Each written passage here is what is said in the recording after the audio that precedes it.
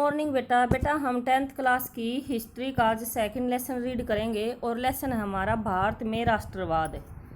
तो भारत में राष्ट्रवाद बेटा यानी हमने फर्स्ट लेसन में पढ़ा था यूरोप में राष्ट्रवाद।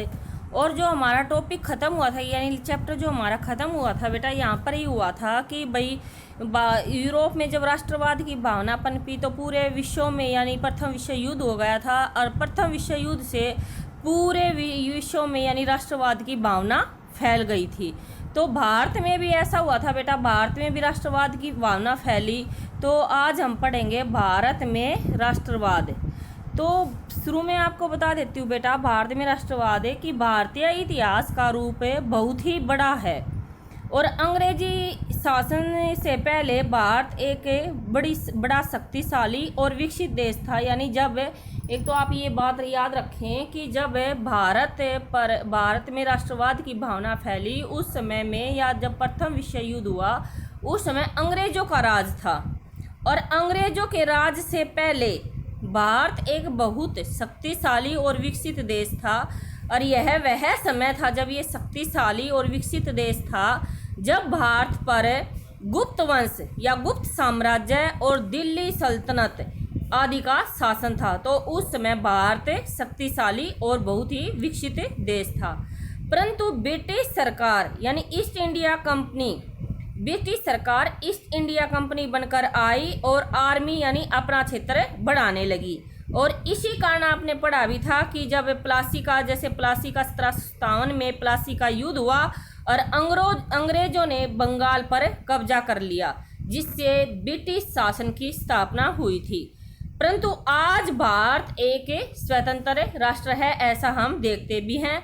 तो इस अध्याय में बेटा जो हमारा भारत में राष्ट्रवाद है इसमें हम पढ़ेंगे कि ब्रिटिश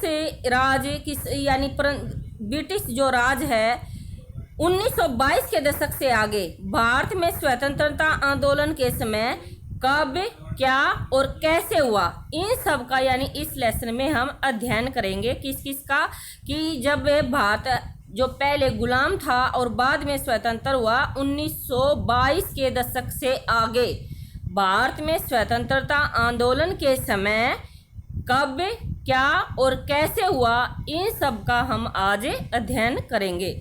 तो पहले तो बेटा हमारी जो हेडिंग आती है वो है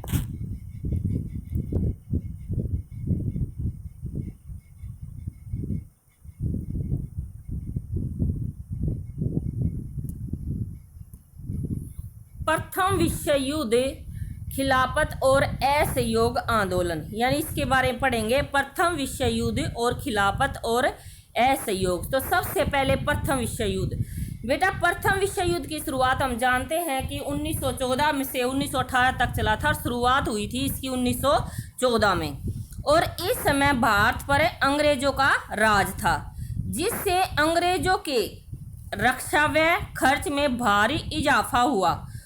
यानी जब अंग्रेजों का शासन था तो अंग्रेजों के रक्षा व्यय खर्च में भारी यानी उनको बहुत मुनाफा होता था। और मुनाफा इसकी भरपाई के लिए यानी जब प्रथम विश्व युद्ध हुआ बेटा, इसमें कहने का क्या अर्थ है कि जब प्रथम विश्व युद्ध 1914 में शुरू हुआ तो उस समय भारत पर अंग्रेजों का राज था। और प्रथम विश्व युद्ध के कारण यानी जब भी युद्ध होता है तो बेटा जान माल की हानि होती है।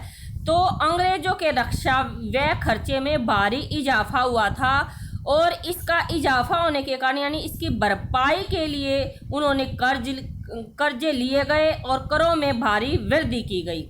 यानी इस नुकसान की भरपाई के लिए यानी जब प्रथम विश्व युद्ध हुआ तो उसमें जान माल की हानि होती है तो इसकी भरपाई के लिए यानी भाई क्या इसका खर्चे को यानी क्या जो युद्ध में जो भी खर्च हुआ है तो उसकी भरपाई के लिए कर्ज लिए गए और करों में वृद्धि की गई, सीमा शुल्क बढ़ाया गया और आयकर भी आरंभ कर दिया गया। आयकर जिससे भारतीयों को बहुत सारी यानी जब अंग्रेजों ने ऐसा किया यानी ये सीमा शुल्क बढ़ा दिए गए या आयकर आरंभ कर दिए गए, करों में वृद्धि की गई तो भारतीयों को बहुत सारी समस्याओं का सामना करना पड़ा। फिर क्या हुआ 1913 से 18 के बीच कीमतें यानी वस्तुओं की जो कीमतें थी बेटा दुगनी हो गई। और जब ये इस तरह की यानी समस्याएं भारतीय लोगों के सामने आई तो सबसे ज़्यादा जो प्रभाव है बेटा वो आम और गरीब जनता पर सबसे ज़्यादा असर दिखाई दिया। यानी फिर क्या हुआ, जब प्रथम विश्व युद्ध चल रहा था तो आपको पता है कि गांव के सिपाहियों को ज़बरदस्ती भर्ती कराया गया यानी युद्ध करने के लिए।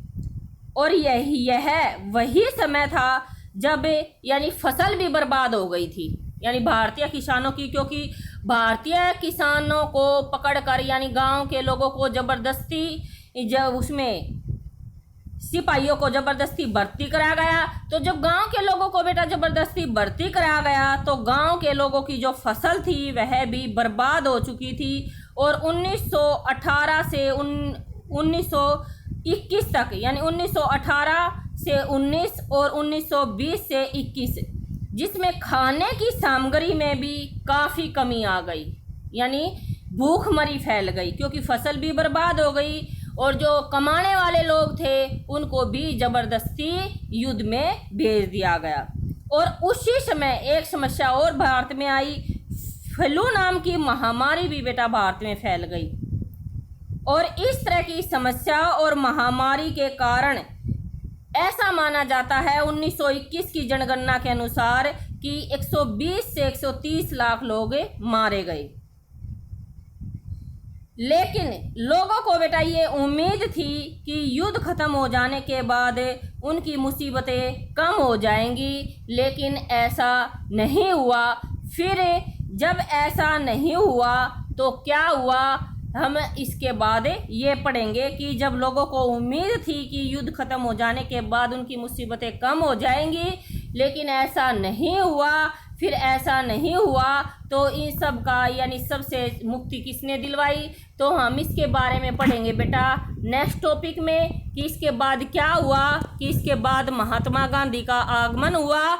और महात्मा गांधी का जो आगमन है यानी सत्याग्रह का विचार, ये बेटा हम पढ़ेंगे कल। आज के लिए इतना ही।